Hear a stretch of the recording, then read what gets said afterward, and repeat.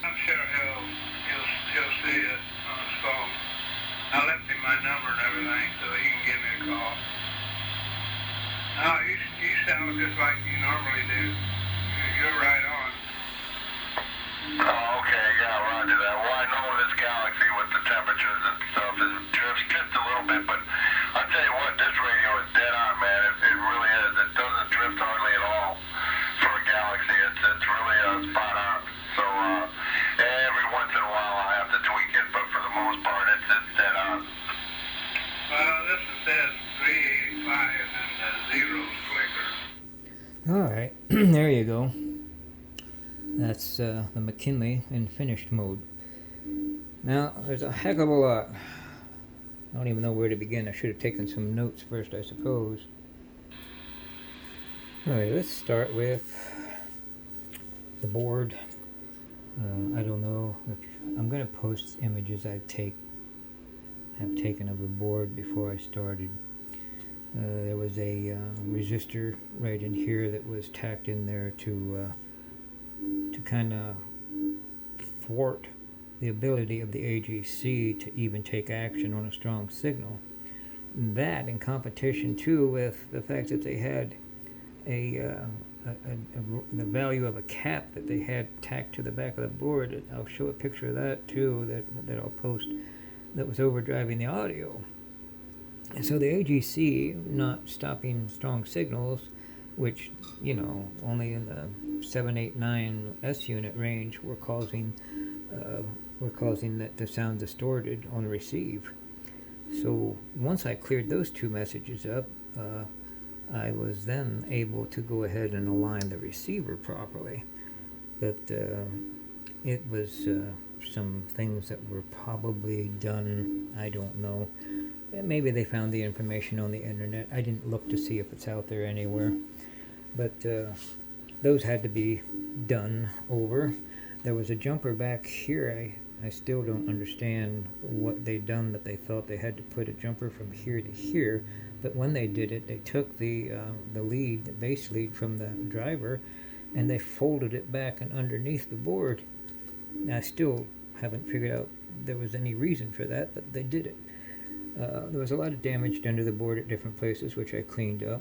The incredible messy way. I had to actually remove both the audio chip and the regulator chip and remount them and put new heat transfer on them and stuff. They were just a total misalignment and mess.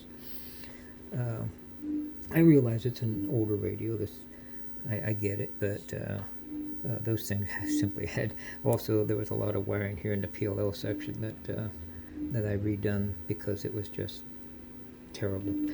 I didn't change anything about the switches. They still produce the same frequencies. The alignment's a bit better on those. The variable power is working a bit smoother and better now. The receive is definitely better, much better. It's actually a pleasant radio to listen to now, especially on sideband. So everything's been done. The only thing, obviously, that I'd recommend on a radio this age is replacing all the electrolytics in it. I did replace 4 or 5 electrolytics in the audio section. I replaced an electrolytic, I believe, in the AGC section, and I obviously removed the cap. What was going on here, one of the reasons I think they did it, is the cap, the original, the OEM cap, was bad. So they went ahead and tacked another cap in parallel with it, rather than take the bad one out and put a new one in. I don't know. It's hackery. But, I mean, that being said, except for the fact the radio had a little issue when it got here, because probably from shipping, which I took care of, but actually it's a pretty good working radio now. Everybody says it sounds great. I don't know if there's anybody out there right now. Hello, anybody out there?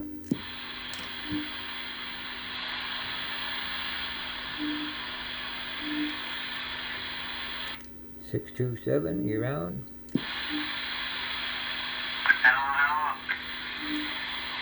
And let me tune you up there just a tiny bit if you come back. Hello, radio.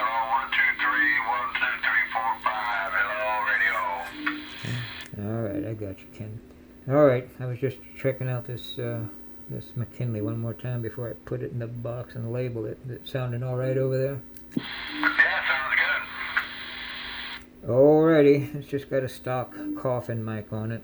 There was no mic with it when I got it, so I'm just using my stock coffin mic on the bench here with it. Yep, I'd wrap it up and ship it off, man. It sounds good. Alrighty, Ken, I appreciate it.